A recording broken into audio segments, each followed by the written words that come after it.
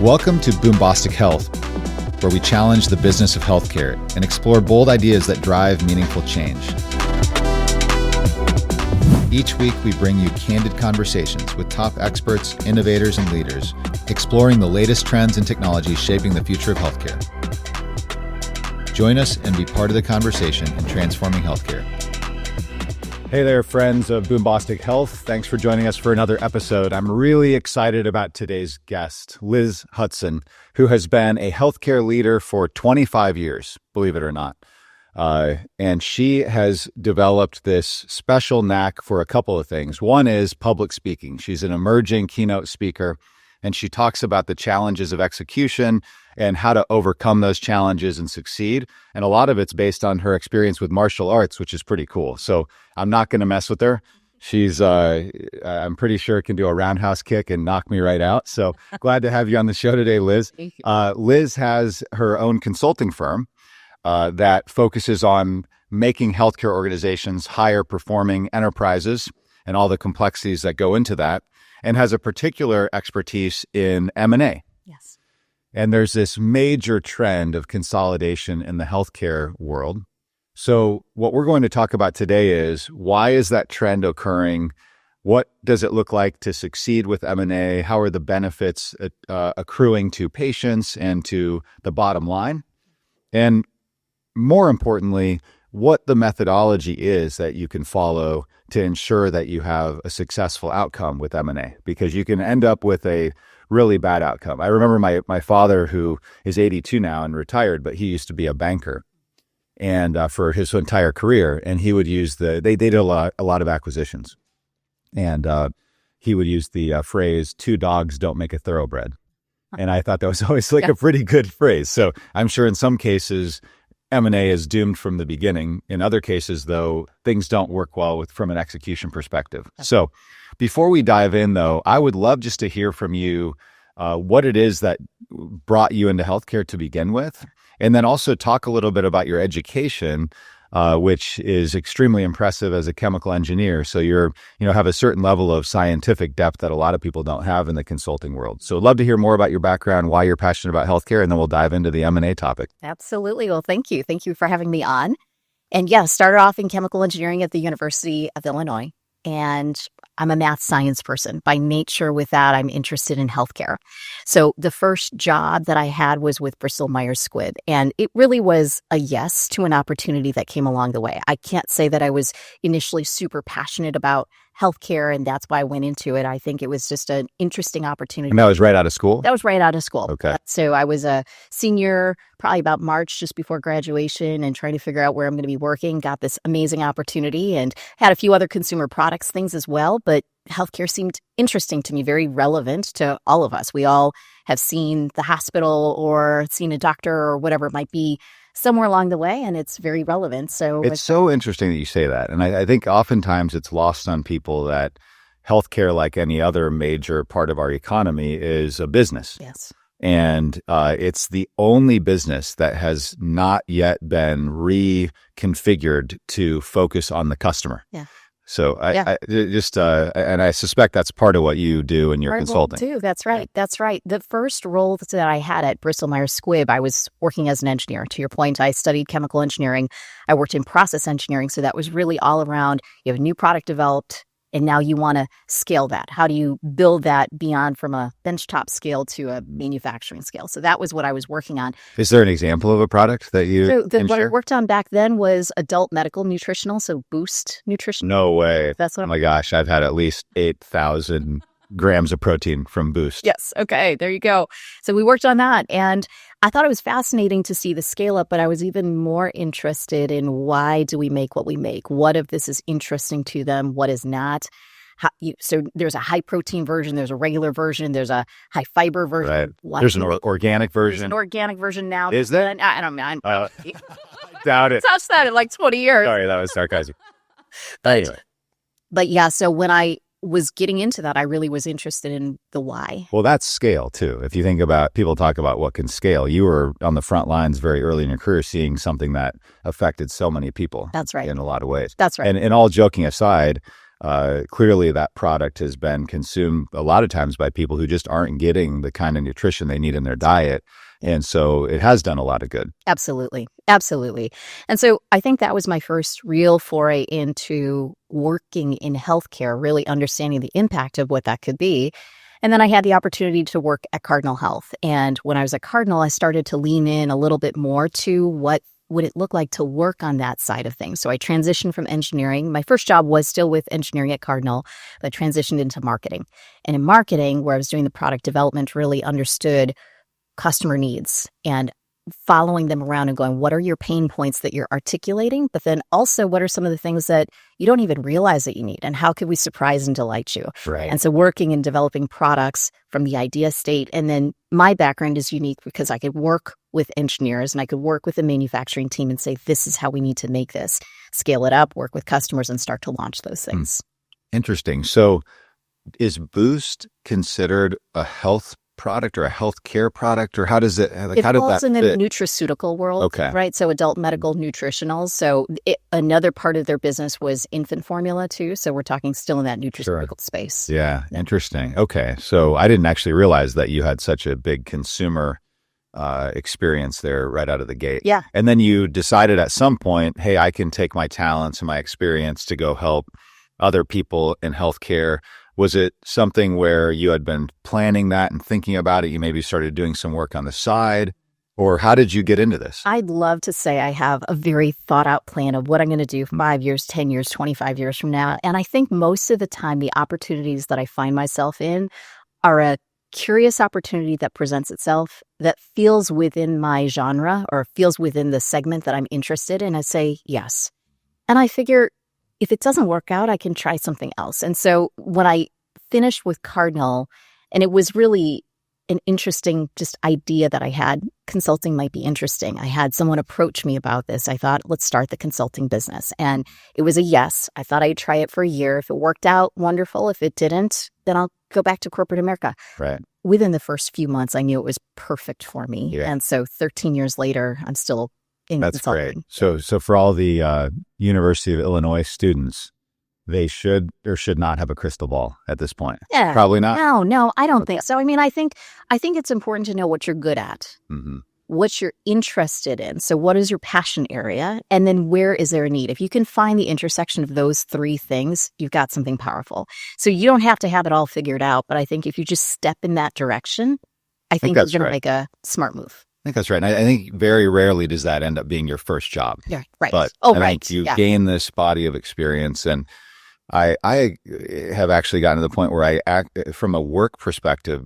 Sometimes I don't know whether it's a weekday or weekend or any, because it's interesting what I'm doing. Yes. And it makes an impact on people. Yeah. And so there's you can do the work as an end in and of itself. And then the economics are an output from that. That's right. But when it comes to these major healthcare moves and companies deciding to consolidate, Yes. it's a lot, it gets pretty complicated. Our company H21 actually recently made an acquisition, and it's going really, really well. Wonderful. And the reason is that the people are a great fit culturally. Good. And but it takes a lot of work every day. Like any relationship, you've got to make sure you're investing in that and doing the right things. Heck, I don't know, maybe your methodology that you have would be a power up, though, to even help us do more. So I'm excited to hear more for selfish reasons. Good. But thanks for that background. And great that you're an Illinois person that's keeping your talents here in Illinois, and growing the base of healthcare. Are your clients generally around this part of the country, or are they all over the country, all over the world? All over the world. Really? All over the world. Yeah. We started off a little bit kind of narrow here in the Illinois area, but we have clients literally everywhere, all over the U.S. We have clients in China. We have clients in Bulgaria. We have clients in Mexico, all over. Very cool. And is it word of mouth mainly? Mostly word of mouth. I mean, almost exclusively word of mouth. Very cool. Okay, awesome. Well, I'm super interested in learning more about that, but let's get into our specific topic. Yeah. So M&A, it's happening a ton in healthcare. Maybe just some conversation about the mega trends that are making that happen, and then getting into this methodology, and then some examples would be cool to talk about. Yeah. We think about mergers and acquisitions. There's a lot of reasons that those happen. There's a lot of reasons you have transition, whether it be consolidation, whether it be finding synergies with them. That could be growth. To your point, you have two organizations that you just described that have a lot of value here, a lot of value here. You put them together, you unleash synergy with that, and now you're better together, right? Right. That would be a real obvious reason. Were you and did you have our boardroom tapped? Because we talked about this better together. I mean, we're not the only ones. In fact, the when HC1 bought Acumen, we had these care packages that got sent out to all the team, and the theme was peanut butter and chocolate. They had like Reese's, cups, and then also peanut butter and jelly was in there. Nice. So the better together is the theme. Everything's better together when you hope, but it's the right stuff. Yeah, right? Absolutely. Now, peanut butter and pickles, maybe not. It might not work, and sometimes that happens. With peanut butter and pickles, and it's like, who the heck wants to eat that? Exactly. It's disgusting. Right. Exactly. So, all right. Yeah. So is this part of the methodology? We think about like which flavors are good together. Okay, all right. I like that. You kind of like personify the businesses or something. Like, do these animals fit together, or these? Exactly. Okay, all right, cool. Perfect. We're on to something. So, yeah, absolutely. So there's other reasons for these transitions as well. So it could be, again, two organizations coming together. Could be that you have a location that's in a political area, geographic area that's not as stable as it once was. So you have that geopolitical instability, and so now you're looking to move things out or create redundancy because it's not as strong as it once was before. Yeah. You could be looking at and that's bigger than ever with all the geopolitical instability and the the economic policies that affect where you can do business, how you can do business. Yeah. So with respect to your specific practice and the methodology you follow, I'm a company. I'm a med device company, and I want to go acquire another med device company because they've got a new product that can extend my sales reach and my label. How do you coach my team on how to do this right? That's right. Okay, so you have two organizations. One, perhaps you're bringing in a small subset, or perhaps you're acquiring the entire company. They're really similar in size and nature, whatever that might be. So understanding the scope and the scale is one of the first things that you want to do because you're creating a plan. Now, let's talk about that sort of in three parts. So the first part I would say is consider the people, right? So when you think about the value of the current organization and the value of the coming in organization, so the from and the to, you want to really understand what is a value. Oftentimes that's in the people. It's in the people that develop these beautiful products or services or whatever that might be. It's like the intellectual capital that you're buying. Yeah, the human factors in that is incredibly important. So understanding, assessing that so you don't, when you put those two together, erode that value. So you start with the people side of things. Understand, people are going to have different reactions to this. Some people are going to be super excited about the opportunity, the new products, maybe a new job, maybe something expands for them. They're ecstatic about it.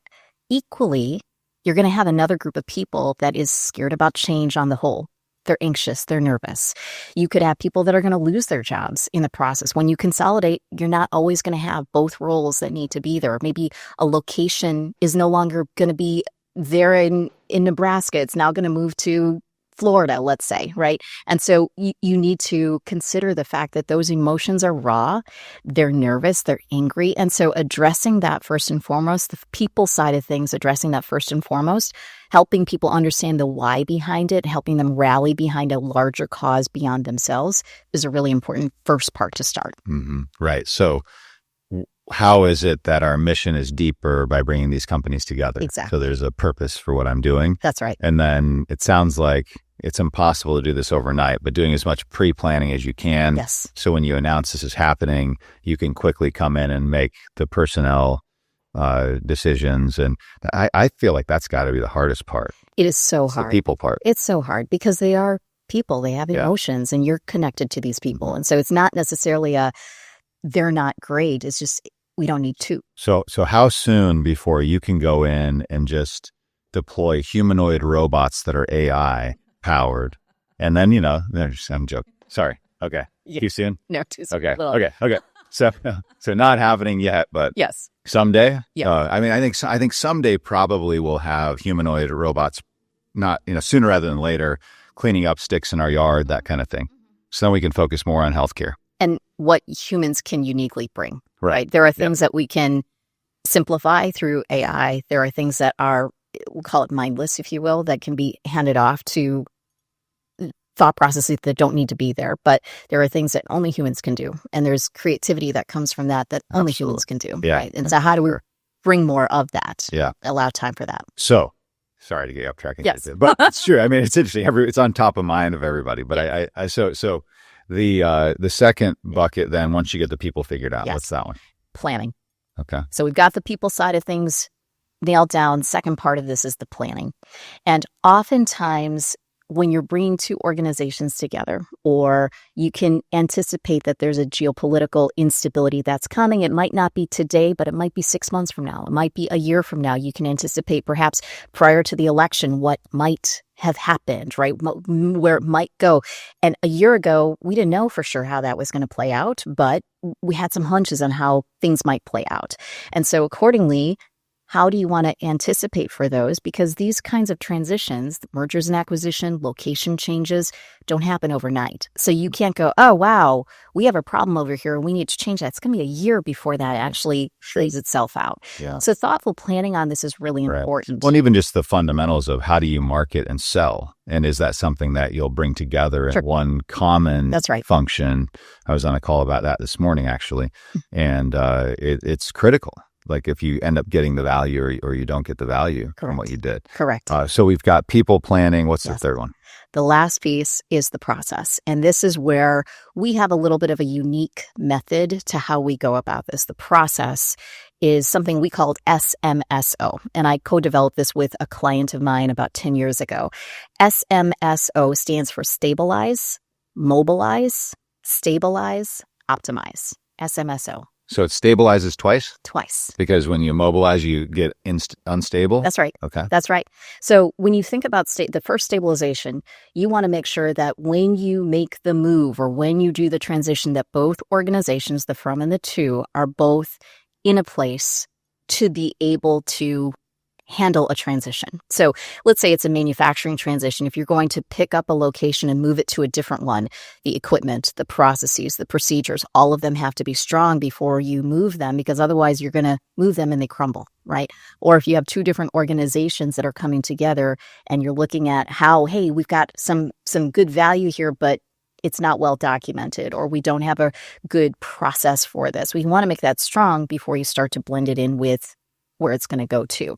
You stabilize that first. The mobilize is kind of simple. It's like it's the actual move, or it's the actual transition that's happening with the thought of where you're headed next. Right. You put it down in place, you stabilize it again, and then you don't work on optimization until the very last step. And this is the thing that I think is hard for everyone, myself included, because you're like, well, while I'm in here, while I'm making these changes, I might as well update this. I might as well work on the cost improvement, or I might as well make this more efficient, whatever that might be. The problem with that, though, is that you're adding scope. You often are adding time, you're adding cost. And so that value that you thought you're going to receive on, say, December of 2025 just got extended, right? And and you've also added more risk to it, more variables to it. Sure. And so if you stick that optimization in too soon, you really run the risk of having a lot of problems with it. So we make sure we are very aggressive about keep that to the end. Well, I think the other thing is it's repetition is required for any team to learn. It's consistent with a sports team. You have to go through the plays over and over and over. At the end of every single football practice, I remember we would do special teams. Yeah. And everybody have to run on the field and do it. It was the same thing every single day. But when the heat was on and you were at the game, it was like muscle memory. That's right. You just instantly knew what to do. The habit. And did I mention my Hoosiers are undefeated? Okay, I just had to get that in. You did that, yeah. Go Hoosiers. All right. Anyway, how's Illinois doing? Oh, I'm totally joking. I mean, but they're not doing as well. Usually we're not any good. So, it's, but anyway. You got to hold on to them. Yeah. So it's interesting. Just this morning I was on a, we got to take it all in while we can, right? But this morning I was on a meeting because I'm an operator, an investor in health tech and healthcare. So the things that you're talking about resonate with me a lot. Yeah. And there's this need to make sure you put into your product development function the requirements to create the thing or the things that will be really compelling to your clients. Right. And in order to do that requires a lot of coordination and orchestration. And it starts with a person or a team of people generating what we call a solution memo that lays out like, why is this going to matter? What, if you think about it in one of the Amazon norms, creating that Bezos made very famous, creating the press release before you ever build the product. Sure. And is anybody actually going to care? Yeah. Yeah.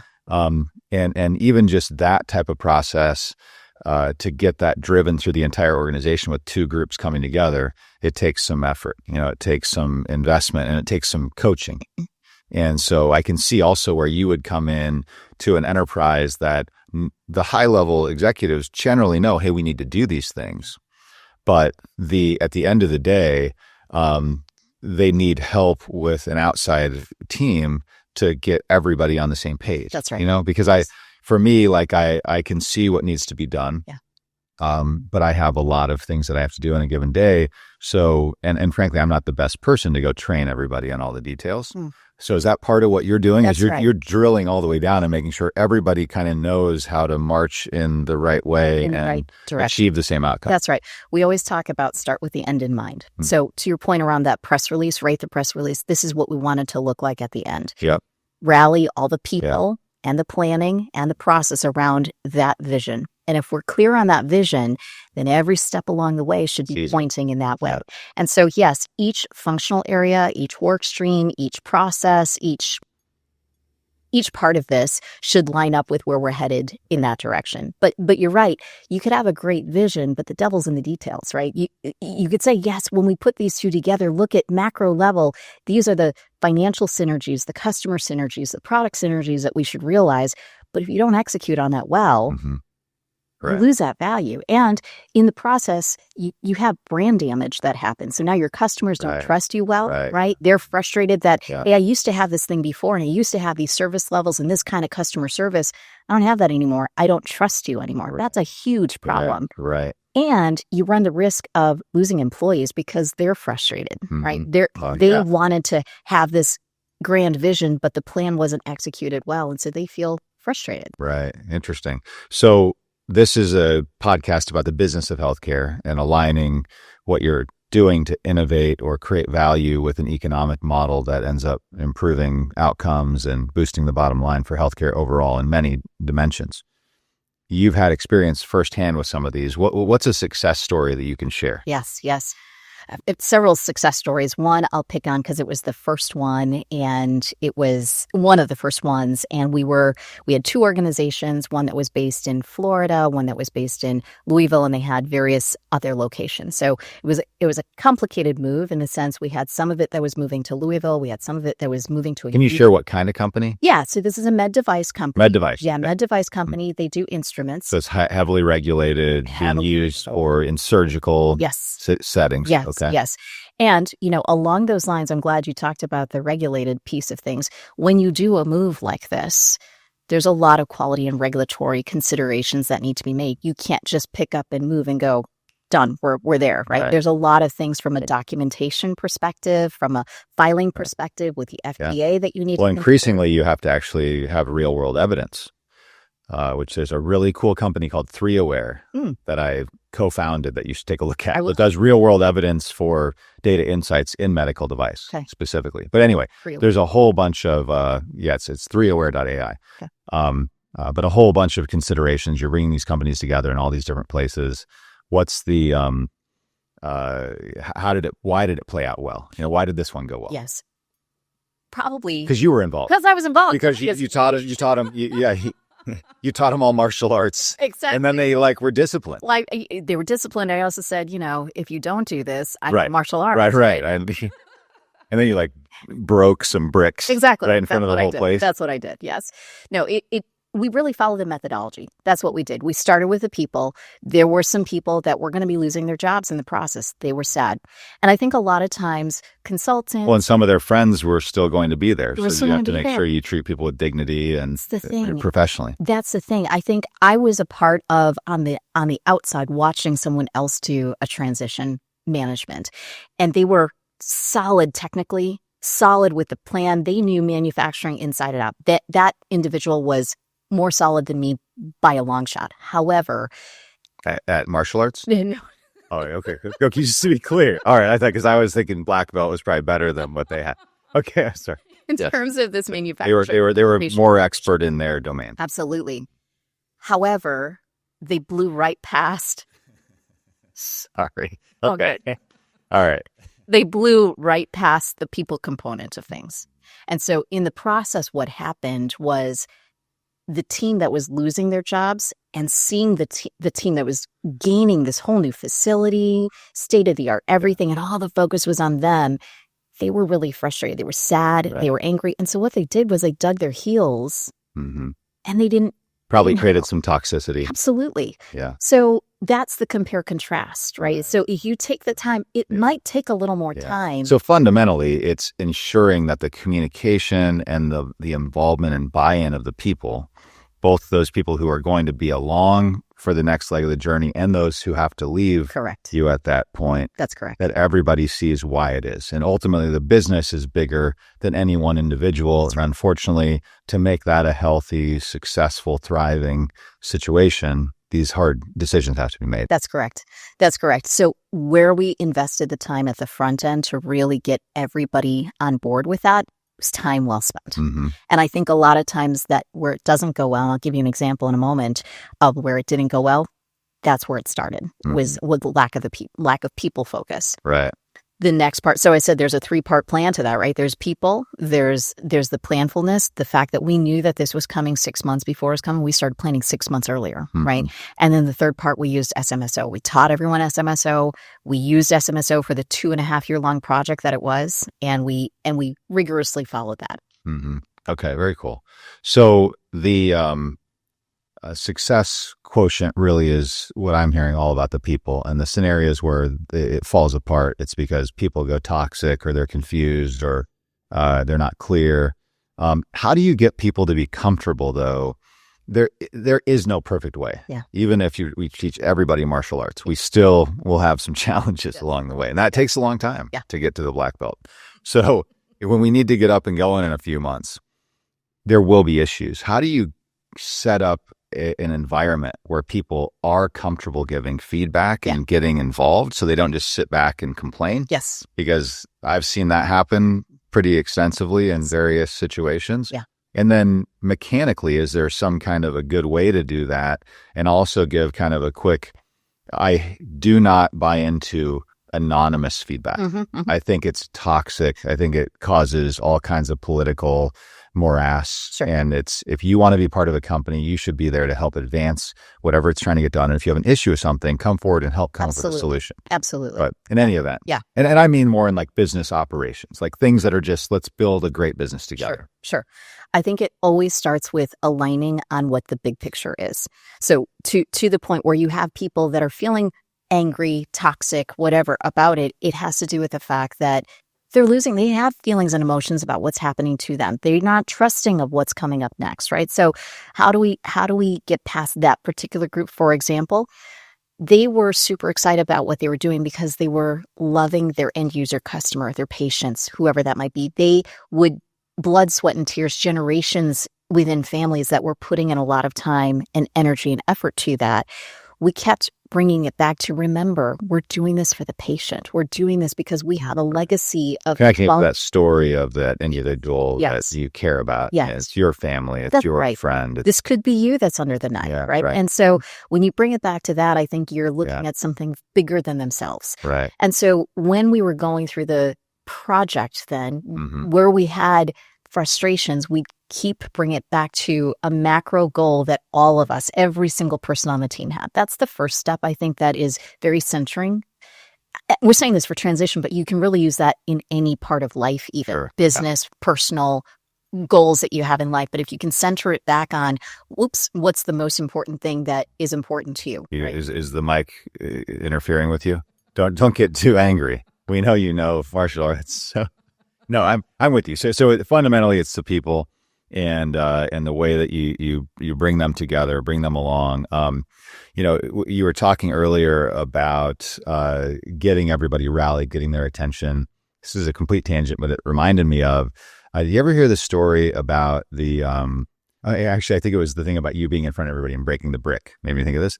So the most famous product introduction that I'm aware of, in terms of how simple it was, but how powerful it was plexiglass. Have you ever heard this story? No, I don't think so. So I'm fairly certain this is a true story. Okay. So when plexiglass came out, it was this like really innovative thing. Like they're the only glass that existed or plastics that existed would not have the qualities of both glass and be so durable. And so supposedly the product manager for this got up on stage and had a piece of plexiglass in this frame and had a sledgehammer and didn't say a word and just walked up and just went wham. And everybody's just like waiting for it to break. And it didn't. And then he just like walked off the stage. And that was it. And everybody's just like, wow, it's amazing. Yeah. And I think people who are really good at leading at times of major change, they can get the attention. And I think in this case, the sledgehammer with the plexiglass is that purpose that we have, the why we're doing it. That's right. And it sounds like that's why you've gotten into keynote speaking, is that you're in these situations where you have to help get people focused, get them to rise above what they might do otherwise, which is really why you have coaches in general. Yeah. You can be the most talented person in the world. Without a coach, you're not going to achieve your goals. In fact, I just was watching the Arnold Schwarzenegger documentary. It's on Netflix now. Okay. And if you haven't watched it, I would. It's really interesting. Okay. I mean, talk about an incredibly successful story of somebody who came from the strangest beginnings to make that happen. And he had this view of like, just be useful, and he overcame so much. But, ultimately, in his story, he's talking about the fact that you're going to have this huge adversity, but you always have to focus on envision what you're going to be. Yeah. Like he could see his face on Mr. Universe. Yeah. Like I'm going to do that. Yes. And then he had this coach named Joe Weider along the way, who basically took him under his wing and said, we're going to make you, make that happen. Yes. So you need this kind of combination of belief and vision and having the coach. Yes. So talk to me some about how you're doing that. Right. How are you inspiring this kind of action? Bigger picture. Visualization is such a powerful tool. So I think, again, starting with that end in mind, casting that vision, we actually brought about stories of patients using the products, having an experience where this is what their life was like before, this is what it was like afterwards. I'll tell you, for my own self, I just went through a public speaking competition, World Championship of Public Speaking. When I first started, I visualized myself on the final stage. And everything I did, everything I worked towards, every moment that I spent practicing, getting feedback, reworking, had my visualization of me standing on that final stage. I love powerful. I love it's super powerful. That's great, especially if you can get yourself to believe it. Yes. Yes. That's so cool. Yeah. Well, it feels like you're on to something really big and are a great fit with what we're doing here, because it's really, this Boombostic Health concept is about creating this community of people who are bold leaders in healthcare who want to learn from each other. Yeah. And I'm sure you have conversations all the time with interesting, bold leaders who are doing big things.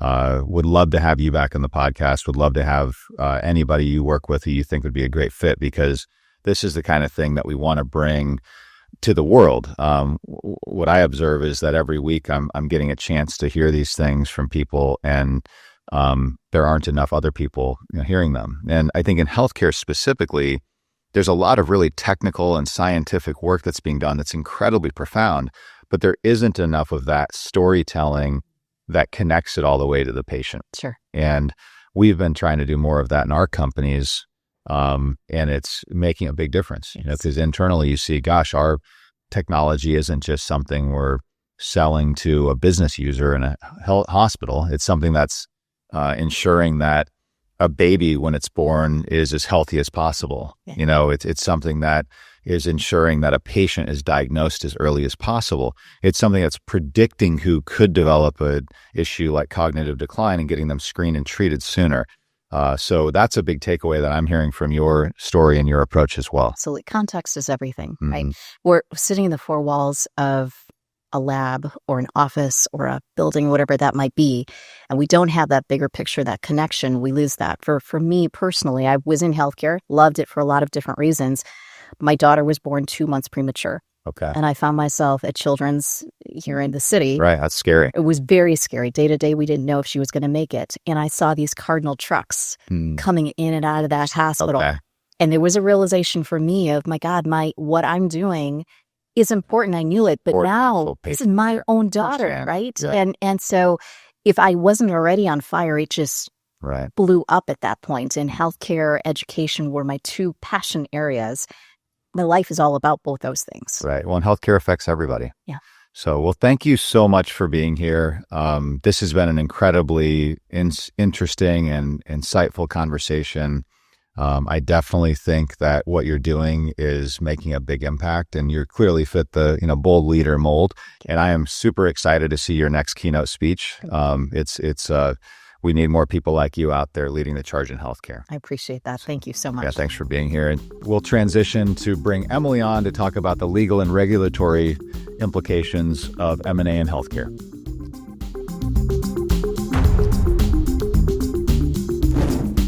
Now it's time for another Verdict with Emily, coming out of the conversation with Liz Hutson, where we covered the healthcare consolidation trend and the keys to a successful M&A deal.